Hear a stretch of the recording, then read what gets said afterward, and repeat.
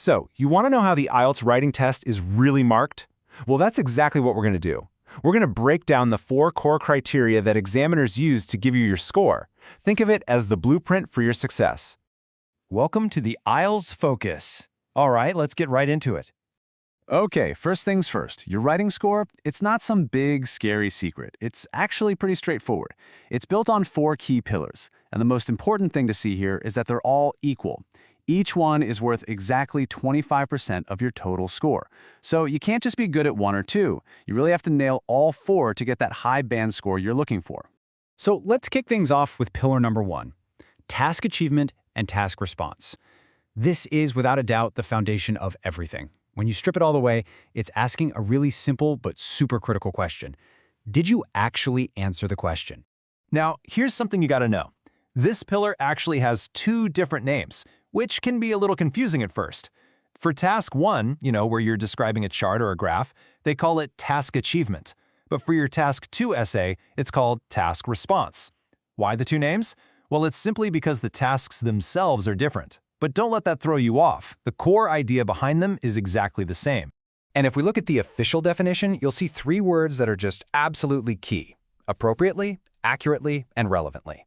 See, it's not enough to just write a bunch of good sentences. You have to write the right kind of response, in the right way that directly answers the specific question you've been given. Every part of it.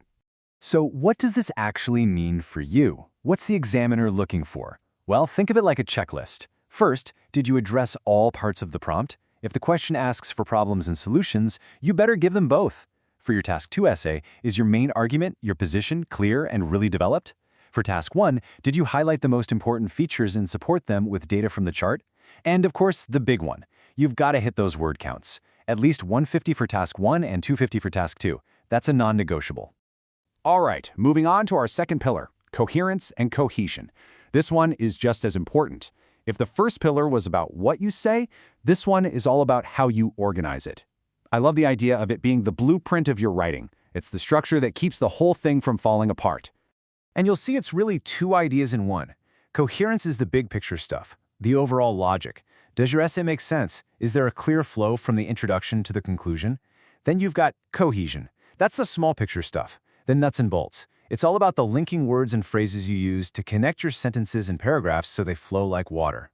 So, how do you build a response like that? Well, it all comes down to this. First, organize your ideas logically. Make sure there's a clear progression from one point to the next. Use your paragraphs properly. This is huge. Each paragraph should have one central topic and one only. And finally, you have to use a good range of those cohesive devices. Linking words like however, furthermore, as a result, to guide your readers smoothly through your argument.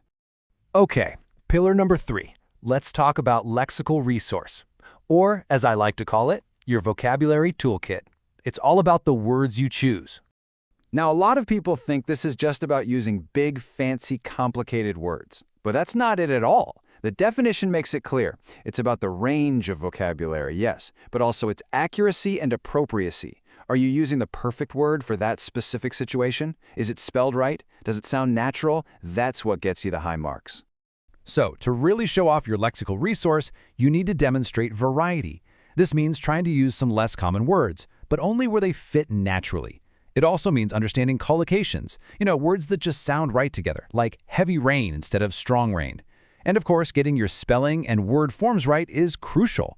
At the end of the day, it's about showing the examiner you have a flexible and precise control over English vocabulary. And that brings us to our 4th and final pillar. This is the big one for a lot of people: grammatical range and accuracy. This is all about the actual sentences you write and the grammar that serves as their backbone.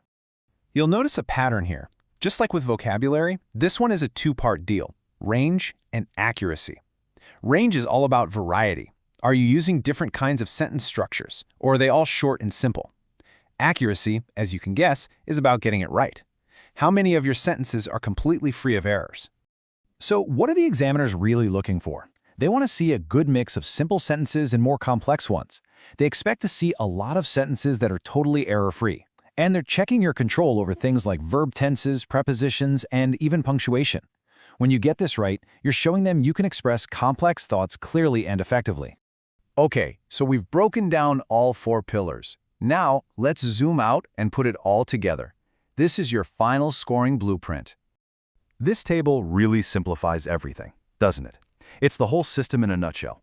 You've got to answer the question, you've got to organize it logically, you've got to use great vocabulary, and you've got to use accurate grammar. And the thing I really want you to take away is that they are all worth exactly the same, 25%. A weak link in any of these chains will absolutely pull your entire score down. It doesn't matter how amazing your vocabulary is if you didn't answer the question. So as we wrap this up, I want to leave you with a question to think about. Take a good, honest look at these 4 pillars. Which one of these is your biggest strength right now?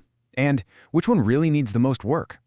Because figuring that out, well, that's your first real step toward getting the score you deserve.